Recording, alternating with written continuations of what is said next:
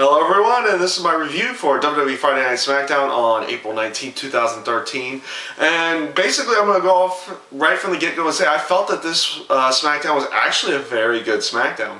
Very fun, very entertaining to watch. Some really good, entertaining matches inside of there. We'll start right from the beginning. They brought out Fandango right off the bat, and honestly, this time around with his promo and everything, I felt like he came off as a better heel than he's done in any of his other promos or any of his other stuff that he's done. This week he did a really good job, just ensuring to the fans that he's not liking how people are making fun of his name, making fun of the dance, or even the YouTube craze in general at that point. So I definitely like where they went with Fandango this week. He came off as a better heel in my mind. Even his bit with Lillian Garcia was really well done. Also, the little bit with Santino was very fun and entertaining. Santino's pretty good with the comedy stuff, so that was actually fun and entertaining. The match itself, it was what it was. It was a squash match. It was kind of what they typically do when they bring in new heels or something. They have them, squash somebody, and that's basically what they had there. So that was what it was. So hopefully we'll see some better matches from down the road. And this is probably the first time that I've actually liked the Fandango segments in any way, shape, or form. So hopefully they can continue on and do a better job with it. With the Fandango character. So like I said, there were a few entertaining matches. Actually, Kofi Kingston and Wade Barrett was just a fun match in general to watch. The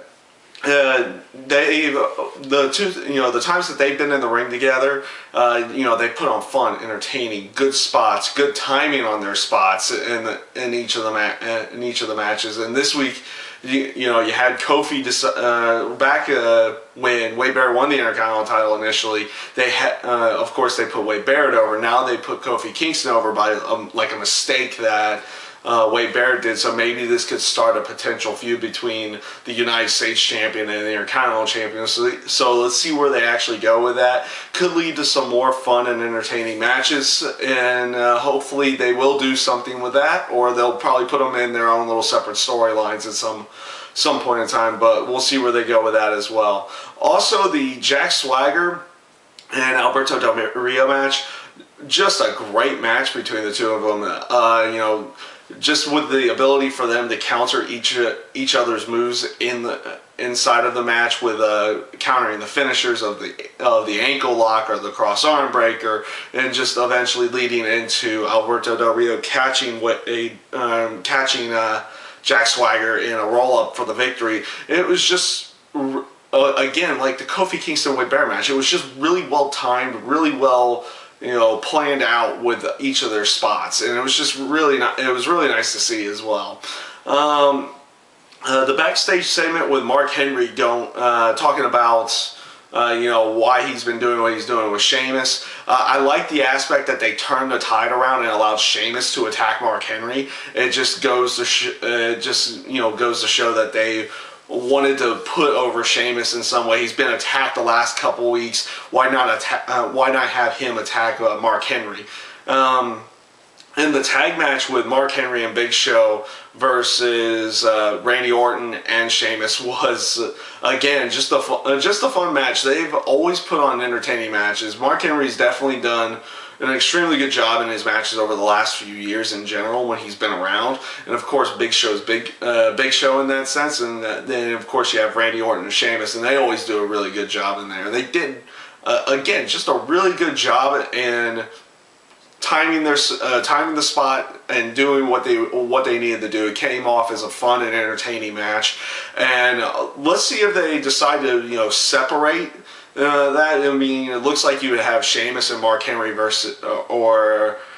and Big Show versus Randy Orton. So let's see if they split it off and make it two separate feuds, or are they going to keep it like a tag team-esque feud going into either the Extreme Rules pay-per-view or into upcoming Raws and Smackdowns.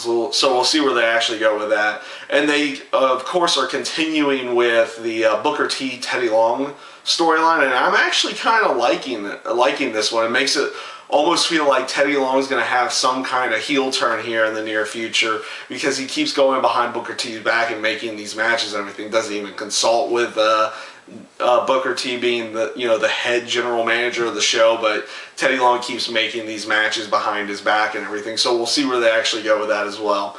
So overall, I felt SmackDown was a really good show.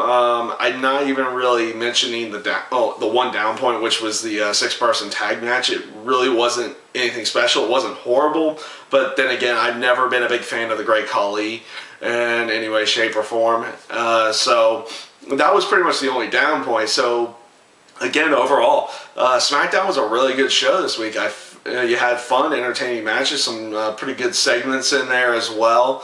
And yeah, that's my review for Friday Night SmackDown this week. I thank you guys for watching, and I hope you enjoyed.